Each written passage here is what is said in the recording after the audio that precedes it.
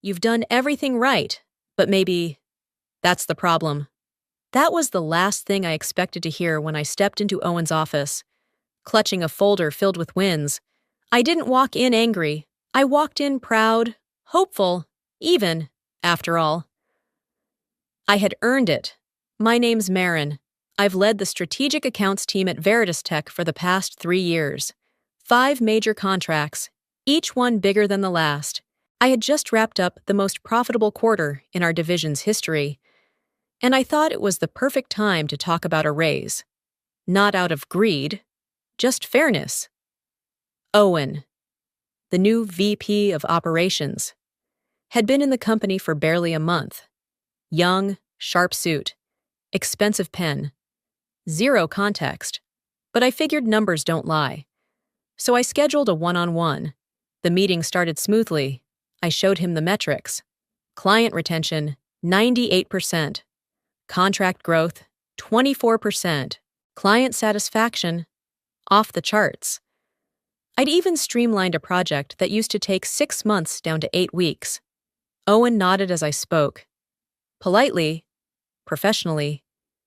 But there was something distant in his eyes. He kept looking at his watch. Then the door. Then back to me. With a smile that didn't touch his face.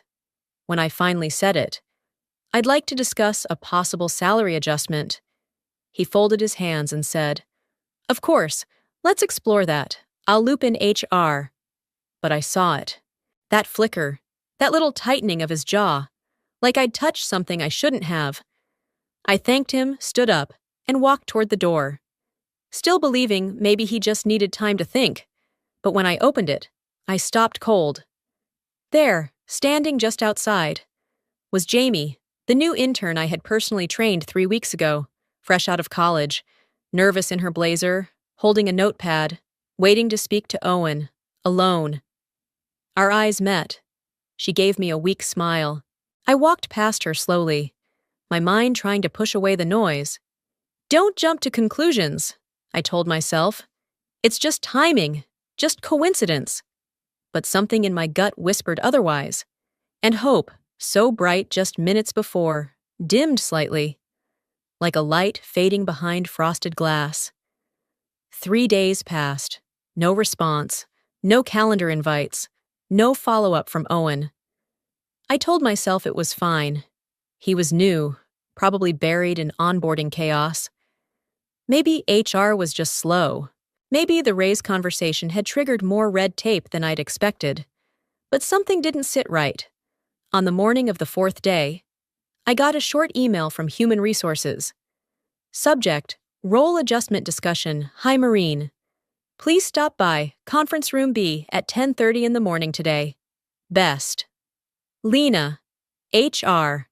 No explanation, no context, just that vague title, Role Adjustment. Still, I brushed my blazer, straightened my blouse, and walked down with my head high. I figured it might be an administrative formality, maybe even a preliminary approval, but when I stepped inside, Lena was already seated, expression unreadable, hands folded over a printed document. "Hi, Marin," she said, overly chipper. "Thanks for coming on such short notice." I sat, placing my notebook on the table, trying to steady the sinking feeling in my chest. "So," she began, flipping through pages, "after a recent realignment of internal structures, leadership has decided to reposition a few roles across departments for better agility and cross-functional collaboration." She spoke like she was reading from a script, because she was. I waited for my name to come up, my raise, anything. But then came the line that turned my stomach. "You've been reassigned as executive support, special tasks, effective today." I blinked. "I'm sorry." "What does that mean?" "It means you'll be helping with scheduling, meeting prep, materials coordination," she replied, not meeting my eyes. "You'll be a great asset supporting the leadership team from an operational standpoint." A pause stretched between us. I tried to speak, but my mouth had dried. "No one told me anything. Am I Still on strategic accounts? I finally asked. Lena hesitated. You'd have to check with Owen on that. But as far as the system goes, your access to CRM and client channels has been revoked as of this morning. That word, revoked, hit like a slap. I kept my composure, nodded slowly, and left the room on autopilot, back at my desk. The screen greeted me coldly. I clicked open the CRM system, the one I'd used every day for years. Access denied. I checked the internal org chart. My name no longer appeared under strategic accounts. Worse, the team's new org structure listed Jamie as Client Lead, East Region. Jamie, the intern. I stared at the screen in silence, then clicked her name. She had full client access, 5 accounts, mine. The same clients I had brought in, nurtured, and retained. Now hers. I didn't cry, not yet. I just sat there, numb, fingers still hovering over the mouse. What did I do wrong? Was it my tone during the raise meeting? Had I overstepped? I scrolled down my inbox, half expecting some apology, some clarification. But all I saw were meeting invites, for catering, for booking rooms, for printing handouts. Suddenly, my phone buzzed. It was Jamie, a one-line message. I didn't know until this morning either. My throat tightened. I looked up at the office floor through the glass. Everyone was moving on like nothing happened. I, apparently, had been erased, without a sound. I balanced the tray with both hands, keeping my steps even as I pushed open the glass door with my elbow. The conference room buzzed with voices, familiar ones, too familiar. This was the Monday morning strategy session I used to lead. I'd spent 2 years shaping that meeting into a cornerstone for client wins, process improvements, and real-time fire drills. Now, I was standing at the head of the same long table, with a tray of coffee and muffins. Fresh brew, I said softly, placing a carafe in the center. No one responded. I wasn't expecting applause, but the silence was colder than I'd imagined. No one made eye contact. They shifted in their seats, adjusted their pens, tapped on their tablets as if my presence made the room too small. And then there was Jamie. She sat at the exact seat I used to occupy, 3rd chair from the end, right side, beside the screen, the decision-maker's spot. There was a fresh nameplate in front of her, Jamie Tran, Client Lead. I paused, just a second too long. Her eyes flicked up, caught mine, and immediately dropped back down to her notes. Not a nod, not a smile, just a flush of color on her cheeks and the rigid stillness of someone caught in guilt, but too afraid to speak. I refilled a few cups, moved in practiced silence, poured for Owen last. Thanks, he muttered, not bothering to look up from his tablet. No one asked me how I was doing. No one mentioned the fact that I had trained most of them myself. No one even acknowledged I was there, except the screen. The main slide read, Q3 Client Recovery Plan, presented by Jamie Tran. I felt my stomach turn. These were the clients I had brought in, fought for, lost sleep over, and now their names were being sorted, analyzed, maybe even handed off to junior staff, while I stood there like a temp from catering. I gathered the tray and turned to leave. That's when I saw it. A sticky note, pale yellow, tucked discreetly under a coffee cup near the door. My name was written in Jamie's tidy handwriting. I glanced back. She was still staring ahead. Hands folded. I slid the note into my blazer pocket and walked out. In the hallway, I pulled it out and unfolded the tiny square. I'm sorry, I didn't know until it was done.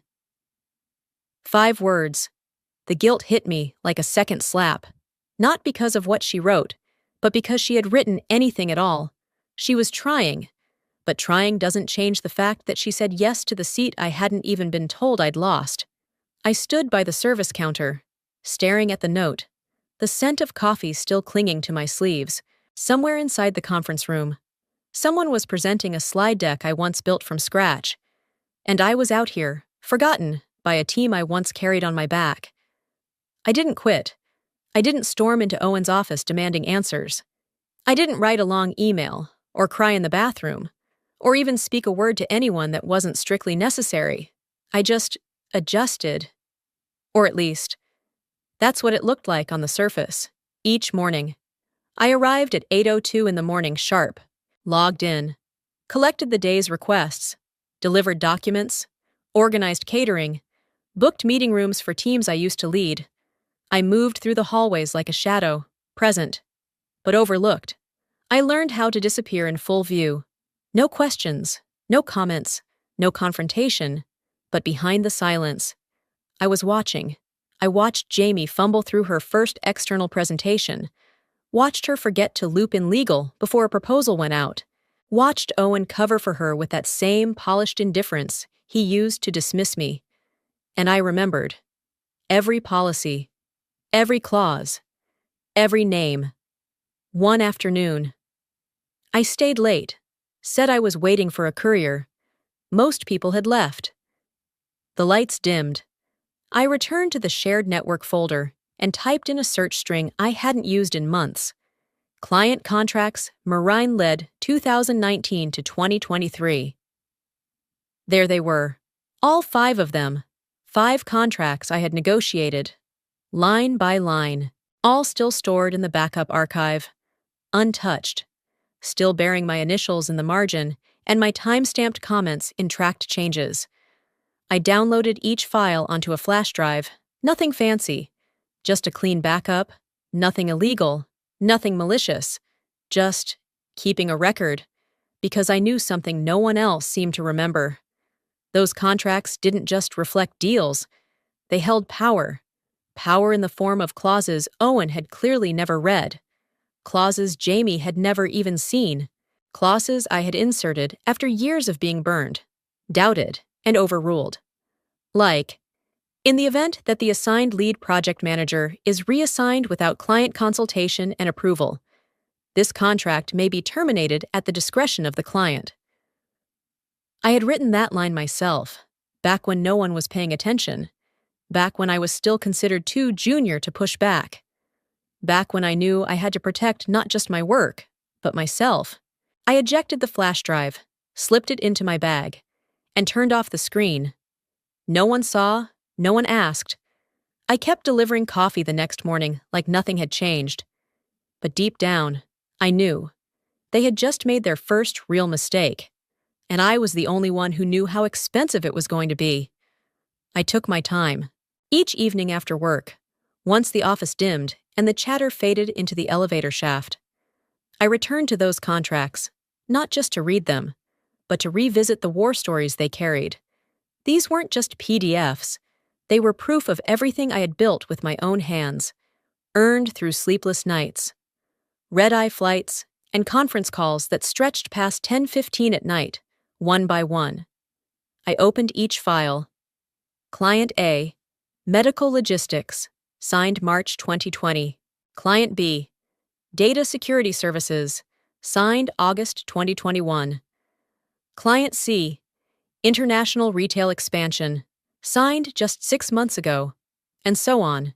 Every document bore the same structure, but buried deep in the Terms and Conditions section, usually around page 17 or 18, was the line I had fought for, argued for, and in some cases, snuck in when no one else was looking closely. Client reserves the right to terminate this agreement without penalty in the event of a project lead reassignment, without prior written approval. In plain English, if they removed me without permission, the client could walk away, no strings attached. At the time, people rolled their eyes. Legal said it was unnecessary. Sales said it was too protective. Owen, back when he was still managing deals as director of sales, said, "If it makes you feel better, fine." I scrolled up to the signature pages, and there it was, in all 5 contracts, signed by Owen Caldwell, with his flawless digital signature and that confident title beneath it. He had approved every clause. He had agreed to every word. And now, he had reassigned me without notifying a single client. He had promoted someone who didn't even know those clauses existed. He had lit the fuse. He just didn't know it yet. I leaned back in my chair. The glow of the monitor reflecting off the office window like a ghost of the life I used to live. This wasn't revenge. It was precision. It was memory. It was the kind of control that doesn't shout, but waits. Because the beauty of a trap isn't when it snaps shut. It's when no one realizes they've walked into it. I renamed the folder on my flash drive. Continuity clauses, critical. No one else had a copy. No one else even remembered the line existed. But the clients would. When the time came, they'd notice, and they'd act. Until then, I poured coffee, took notes, booked rooms, and waited, calm, still, and holding every thread in my hands. The first crack came quietly. It was late on a Thursday morning, 11:15. If I remember right, I had just returned from delivering a tray of documents to the executive floor when the tension in the office shifted. You can always feel it, when the air goes still, when keyboards stop clicking, when whispers start flying across glass doors. By 11:30, the emergency meeting invitations were flying in. Subject, Client A, urgent alignment call. Location, conference room 3B. Attendees, Owen, legal, finance, strategic accounts. Not me. Of course not me. But I still printed their decks, still aligned the chairs, still poured the water. The room filled quickly, people speaking in half sentences, sliding printouts back and forth. None of them knowing what had gone wrong, only that something had. I stood just outside the glass walls, pretending to adjust the coffee cart, watching as Jamie stumbled through the opening summary. Apparently, Client A, the one I had personally onboarded 2 years ago, had sent over a formal notice that morning. As of end of quarter, we will be terminating our agreement with Veritas Tech. No renewal will be considered. Owen sat at the head of the table, pale but posturing calm. "We've been expecting some churn," he said. "It's likely a budget cut. Healthcare sectors are tightening spend." I nearly scoffed, but stayed silent. Client A wasn't budget sensitive. If anything, they were scaling up after the meeting. I returned to my desk in the admin corner, where no one ever really looked. That's when I saw it, a stray email, left open on the shared print station by someone who hadn't signed out. It was a message from Client A's internal procurement lead. The subject line read, "Concerns regarding project transition." I shouldn't have read it, but I did. "We've attempted to contact Maureen regarding the Q4 rollout. We were unaware that she was no longer involved. The current lead has failed to address our last 2 inquiries. We signed this contract with Marin. If she's been removed without consultation, we will exit as per Clause 14B. I froze. That was it. The clause. The one Owen had signed. And now forgotten. The one I had written 2 years ago to protect exactly this kind of relationship. My fingers trembled slightly on the mouse. Not with joy, not even satisfaction, but a creeping cold that started at my neck and slid down my spine. They had pulled the pin, and no one inside that glass room even knew the grenade was already mid-air. I quietly deleted the printer log, closed the window, walked to the break room and washed my hands. The water felt too cold. Or maybe I just couldn't feel warmth anymore. Either way, the first one was gone, and the rest, I knew they'd follow. By the following Tuesday, the cracks had become fractures. The second client pulled out just before lunch, 12:08 in the afternoon. I heard it first, not through an announcement, but through the silence that followed. Phones stopped ringing. Slack channels went eerily quiet. I watched Owen storm down the hallway with legal at his heels, face flushed, jaw locked. By 3:20 that afternoon, the third client had followed. This one hit harder. They didn't just pull out. They demanded a refund on Q2 deliverables, citing breach of lead continuity and irrecoverable communication breakdown. That made 3 accounts gone in less than 5 business days. Combined, they accounted for nearly 40% of our division's annual revenue. And still, no one said my name. Not in the meetings, not in the memos, but I could feel it. My absence was becoming the ghost they were all trying not to see. I kept my head down, took notes during boardroom setups, reordered more notepads and pens, kept breathing. But the tension wrapped itself around the building like fog. People started whispering in corners. Jamie began showing up earlier, leaving later. Her hands shook when she printed out talking points. I caught her once outside the copy room, just staring into space, eyes glassy. Something was cracking. Not just the company. Her. That night, I stayed late to finish sorting supplies for the next morning's ops briefing. I left the office at 8:02 in the evening, took the long way home, and didn't bother checking my phone until I was in bed.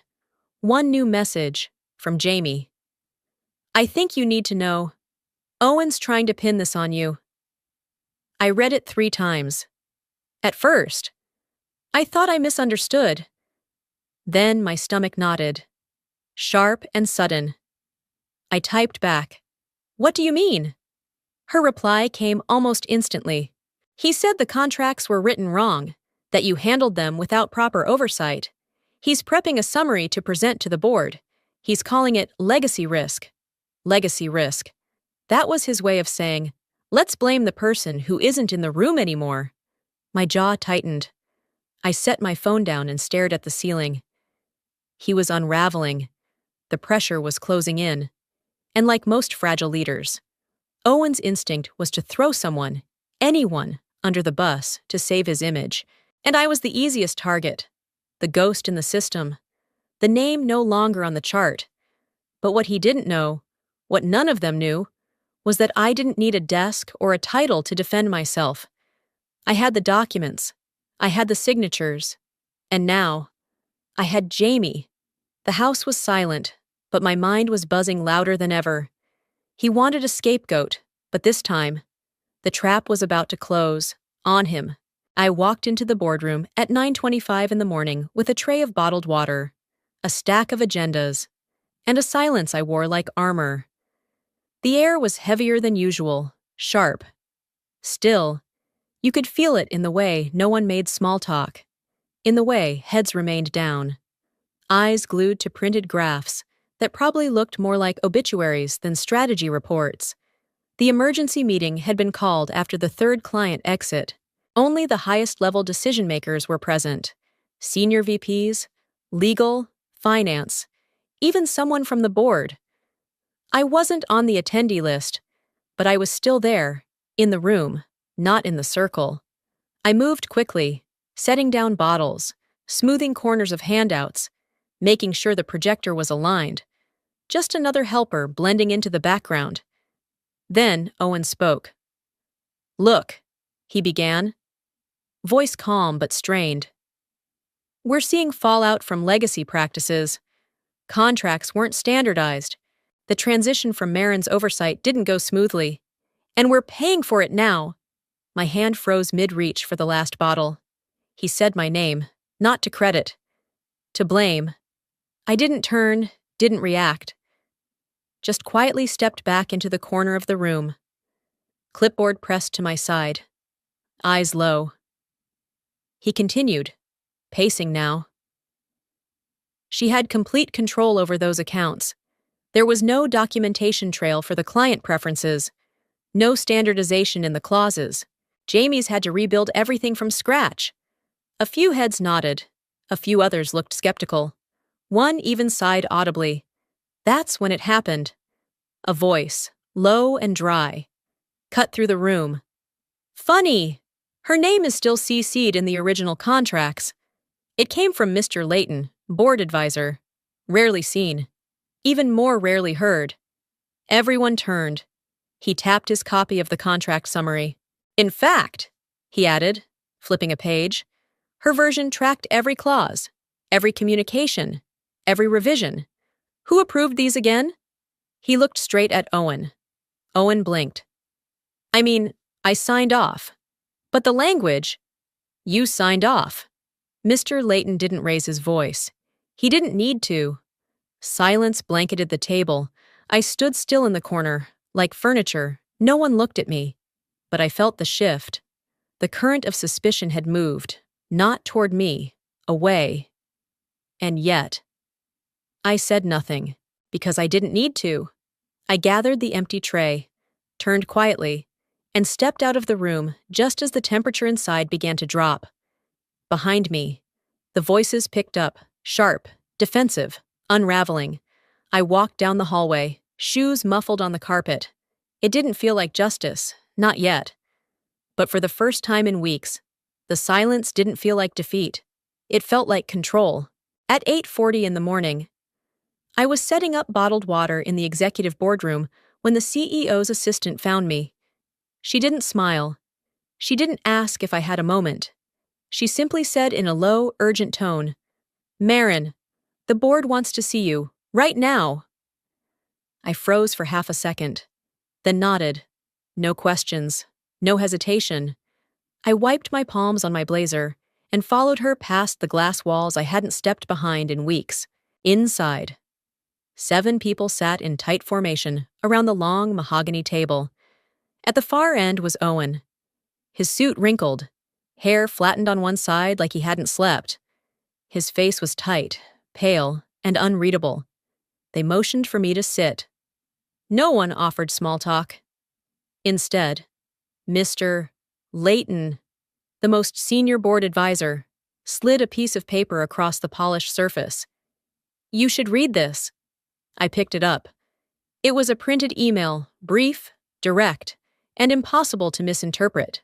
Subject: Contingency Clause Reinstatement Request. To CEO, Veritas Tech. We have reviewed the current situation across all 5 of our accounts. We are willing to reconsider the termination of contracts, contingent upon the reinstatement of Moran Lowe as our primary project lead. If this cannot be met, we will pursue new partnerships effective immediately. Signed, clients A, B, C, D, and E.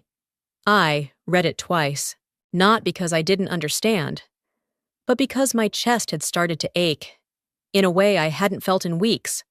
5 clients, all unified, demanding my return. Not a favor, not sympathy, a requirement. When I looked up, I caught something I hadn't seen before. Uncertainty in Owen's eyes. It flickered just long enough. Then Mr. Layton leaned forward.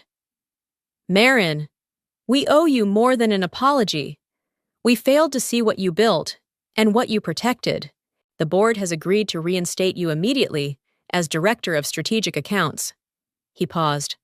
"With full authority to choose your own team and double your previous salary." The room was silent, heavy with implication. I didn't look at Owen. I looked at the chairman. "I want it in writing," I said calmly. "And I decide who stays and who goes." A beat passed, then a nod. "Done." I stood, straightened my blazer, and walked out, quietly.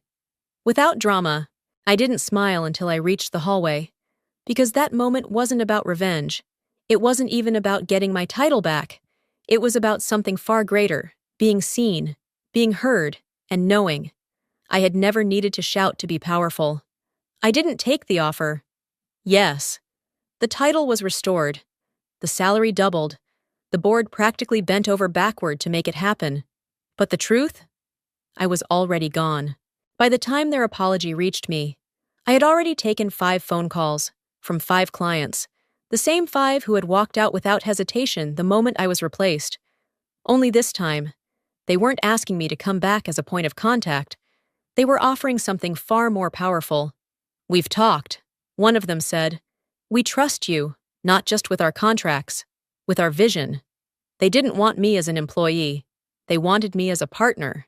And when the final proposal came through, funding, infrastructure support, and a shared stake in a brand new consultancy, I felt something crack open in my chest. Freedom. Real, terrifying, beautiful freedom. No gatekeepers. No performance reviews. No one to erase my name from a chart again. Just me. And the people who actually saw what I brought to the table. 2 weeks later, I walked into a small co-working space downtown. Bright windows, simple furniture, quiet hum of new beginnings. I placed my laptop on the center desk, logged in, opened a fresh document titled Marin and Partners, Strategic Rebuild Initiative, and for the first time in months, I breathed in fully. No badge to scan, no water to pour, no one pretending I was invisible, just clarity, purpose, and power on my own terms. That afternoon, my phone buzzed. Jamie, I just submitted my resignation. If you're hiring, I'd rather work for the woman who taught me everything. I stared at the message, stunned for a moment. Then I smiled. The intern who once took my seat, now choosing to stand beside me, voluntarily, I replied, Welcome to the new table. This time, we build it together. I never got the raise I asked for. I got something better. A company that couldn't function without me. And then, a company that could thrive because of me. If you've ever been silenced, sidelined, or underestimated, remember this. You don't have to burn the building down. You can build your own. Was there a moment in your life when walking away gave you back your voice? Share it below. If this story moved you, hit like. Share it with someone who needs it. And don't forget to subscribe for more real workplace stories that end with power, not pity.